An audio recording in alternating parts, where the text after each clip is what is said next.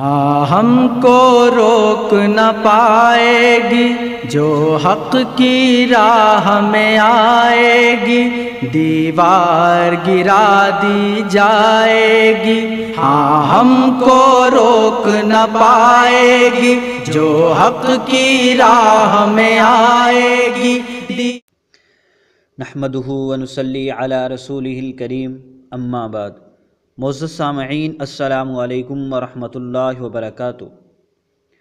اہل سنت والجماعت احناف دیوبند کے ایک عالم گزرے ہیں، حضرت مولانا رشید احمد گنگوہی رحمۃ اللہ علیہ۔ آپ ایک جید عالم، متبع سنت اور اللہ کے ولی تھے۔ آپ کی دین کے لیے بہت ساری خدمات ہیں۔ آپ چونکہ اہل بدعت پر بہت سختی سے رد کرتے تھے، اس لیے بدعتی حضرات حضرت گنگوہی رحمۃ اللہ علیہ پر مختلف قسم کے الزامات اور بہتان لگاتے رہتے ہیں۔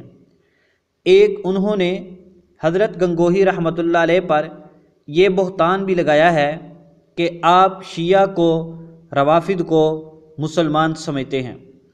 آج ہم انشاءاللہ آپ کے سامنے حضرت گنگوہی رحمۃ اللہ علیہ کا ایک فتویٰ پیش کریں گے اور آپ کے ایک رسالہ کی ایک عبارت پیش کریں گے، جس سے انشاءاللہ آپ کو معلوم ہو جائے گا کہ حضرت مولانا رشید احمد گنگوہی رحمۃ اللہ علیہ کی نظر میں شیعہ روافض کا کیا مقام تھا، اور اسی سے آپ کو پتہ چل جائے گا کہ اہل بدعت، اہل سنت علماء کو عوام الناس سے دور کرنے کے لیے کیسے کیسے جھوٹ اور بہتانات سے کام لیتے ہیں۔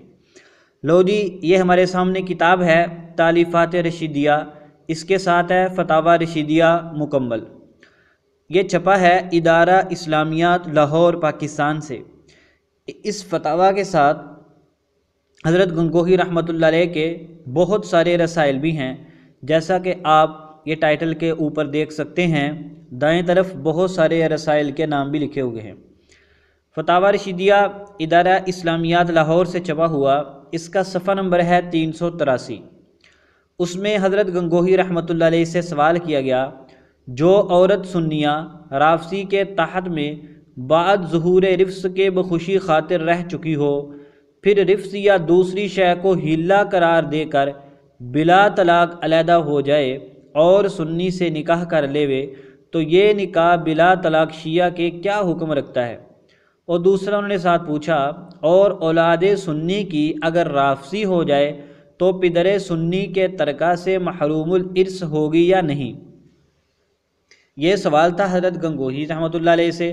تو آپ نے جواب دیتے ہوئے فرمایا کہ جس کے نزدیک رافضی کافر ہے، وہ فتویٰ اول ہی سے بطلان نکاح کا دیتا ہے، اس میں اختیار زوجہ کا کیا اعتبار ہے؟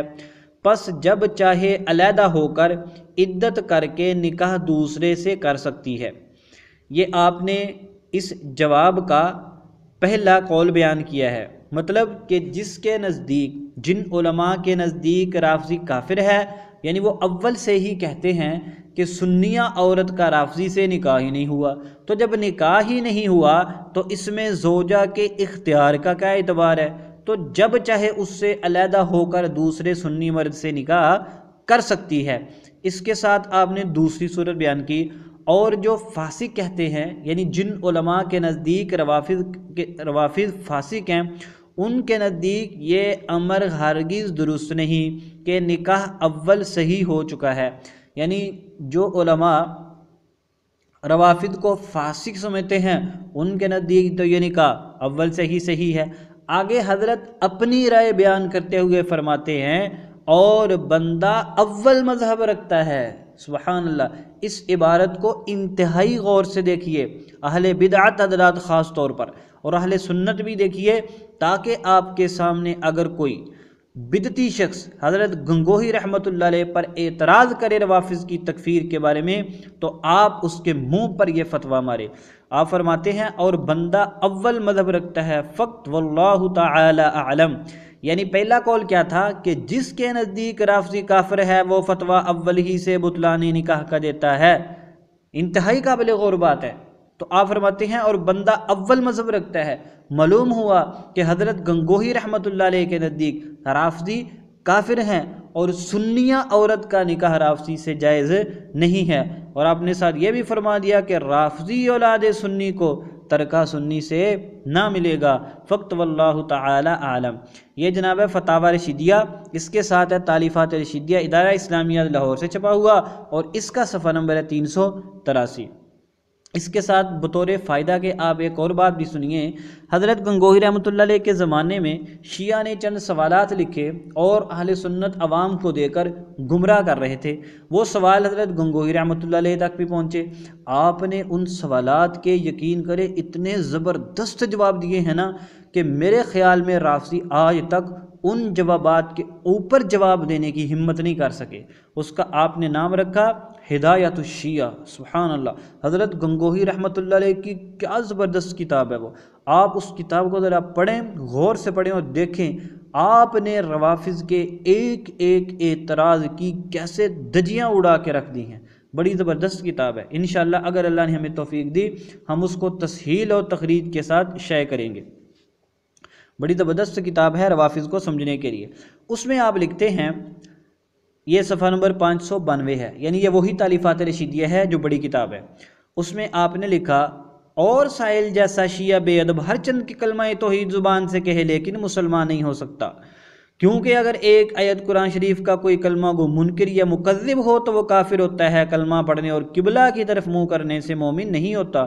تم صدہ آیات کے مکذب اور اطرت کے اقوال کے مخالف ہو اور خود اطرت کی طرف کیسے کیسے نقصان لگاتے ہو، خصوصاً حضرت ام کلثوم رضی اللہ تعالیٰ عنہ کے معاذ اللہ اول فرج غزو منا تمہارا مجتہد کہتا ہے، یعنی حضرت ام کلثوم کی پہلی شرمگاہ جو ہم سے چھینی گئی، نعوذ باللہ توبہ، تمہارا مجتہد کہتا ہے۔ اور حضرت امیر رضی اللہ کی شان میں کیا کیا واہیات اعتقاد کیے ہوئے ہیں، چنانچہ اوپر کے جوابوں میں کچھ مذکور ہوا۔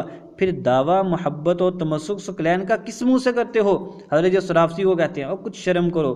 پھر حضرت فرماتے ہیں، پس تم خارجد اسلام ہو۔ حضرت گنگوہی رحمۃ اللہ علیہ کا فتویٰ، اہل بدعت حضرات غور سے دیکھیں، غور سے سنیں، اور جو بڑے صوفی اور بزرگ اور اپنے آپ کو بڑا میٹھا کہتے ہیں نا اہل سنت کے لوگ بھی، ہم تو کسی کو کچھ نہیں کہتے، ہم تو بڑے نرم ہیں، ہم تو بڑے صوفی ہیں۔ یہ دیکھو یہ کتنے بڑے صوفی ہیں ہندوستان دور کے، حضرت مولانا شیر گنگوہی کیسے وہ صحابہ کرام کے دشمنوں کی دجیاں اڑا رہے ہیں۔ فرمایا کہ پس تم خارج اسلام ہو، اور حضرت عائشہ رضی اللہ تعالیٰ ام المومنین ہے نا ام الکافرین، یعنی وہ تم مومنوں کی ماں ہیں، کافروں کی ماں تھوڑی ہیں، تم کو ان سے کیا علاقہ کیا تعلق۔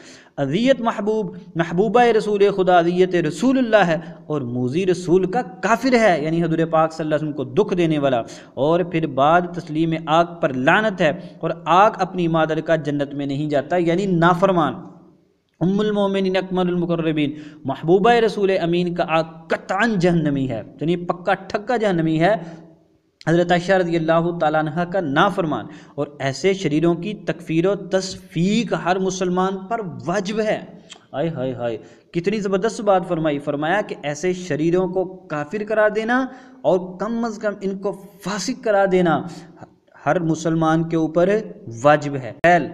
علماء دیوبند کے شاہ سوار حضرت مولانا رشید احمد گنگوہی رحمۃ اللہ علیہ کا فتویٰ روافض کے بارے میں، شیعہ کے بارے میں، اس لیے آپ اہل بدعت کے پروپیگنڈے کا شکار مت ہوں۔ جھوٹ بولنا، بہتان تراشی کرنا ان کا پرانا وتیرہ ہے۔